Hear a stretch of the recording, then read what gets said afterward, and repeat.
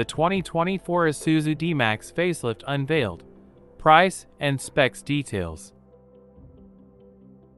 The first major facelift for the latest Isuzu D-Max UDA has been unveiled in Thailand, with a new look and upgraded interior. And it's due in Australian showrooms later this year or early next year. Australia's third biggest selling UDA behind the Toyota Hilux and Ford Ranger has received its first major update since the current model went on sale locally in 2020. Official photos released late Friday evening by Isuzu in Thailand, where the vehicle is made, show a bold new front end, redesigned wheels, new taillights, and an overhauled interior, including volume and tuning dials for the infotainment system, with new seat patterns and new interior trim highlights.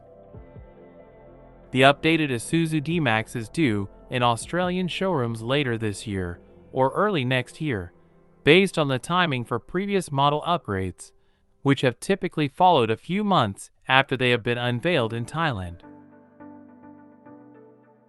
Australian customers who have placed an order for the current model in showrooms today could end up with a new shape given the long waiting times that stretch from 6 to 12 months, depending on the model variant. Although Isuzu Australia is yet to make any announcements about pricing, it has previously price-protected existing orders. That is, customers who have already signed up at today's prices may be exempt from any potential increases. The most significant update since the current generation Isuzu D-Max was unveiled globally in 2019, ahead of Australian showroom arrivals in 2020, brings a refreshed exterior and updated technology to close the gap to the latest entrants in the UDA category. The updated UDA is in production and on sale in Thailand now, where prices have increased by 30,000 to 40,000 baht, 1,300 Australian dollars to 1,700 Australian dollars. Australian arrival timing is yet to be confirmed. However, if past updates for the Isuzu D-Max are a guide, it could be in local showrooms before the end of this year, given most car factories don't want the complexity of producing old and new designs. Plans for a similar update to its Mazda BT50 Twin and the related Isuzu MU-X four-wheel drive SUV are unclear. There is a possibility the Mazda BT50 may continue without significant exterior changes, as demonstrated by the limited styling updates when the Mazda BT50 was previously paired with the Ford Ranger, but it could adopt some of the interior upgrades to avoid complexity on the Isuzu production line where the vehicle is built. Information out of Thailand overnight indicates the 2024 Isuzu D-Max and Mazda BT50 Twin will not get any power upgrades under the bonnet, where the same choice of 1.9-liter and 3.0-liter turbo diesel four-cylinder engines remains. However, there have been an array of exterior and interior changes.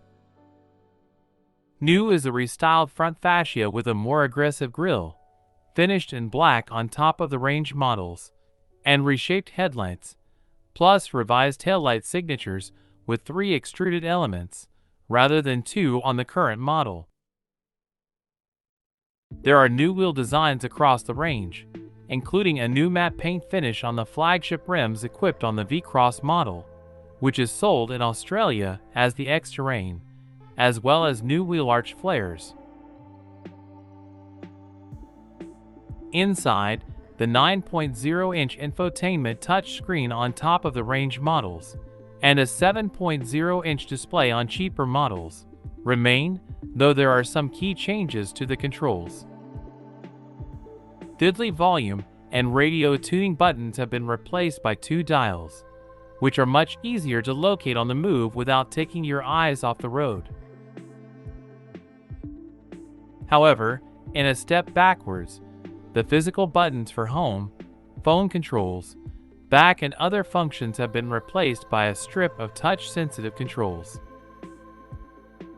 Wireless Android Auto is now available, replacing wired. In addition to wired and wireless Apple CarPlay connectivity, which this generation Isuzu D-Max has had from the beginning. A new, larger 7.0-inch digital display now sits in the instrument cluster between two downsized analog dials, up from a 4.2-inch screen in the current model.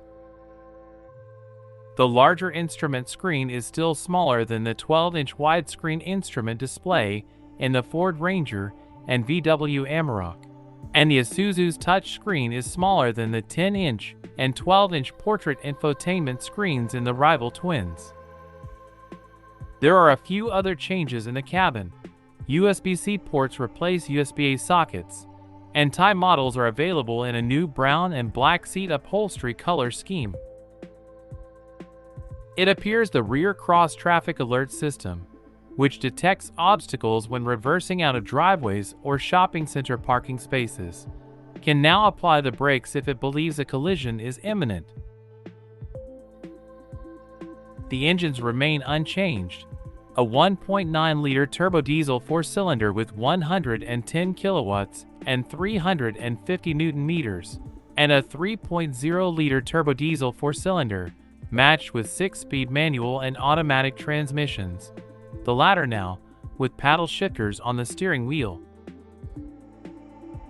Unverified media reports out of Thailand claim both will be replaced in 2025 by a new 2.2-liter turbo diesel four-cylinder engine in 2 states of tune, with better fuel economy than the current engines.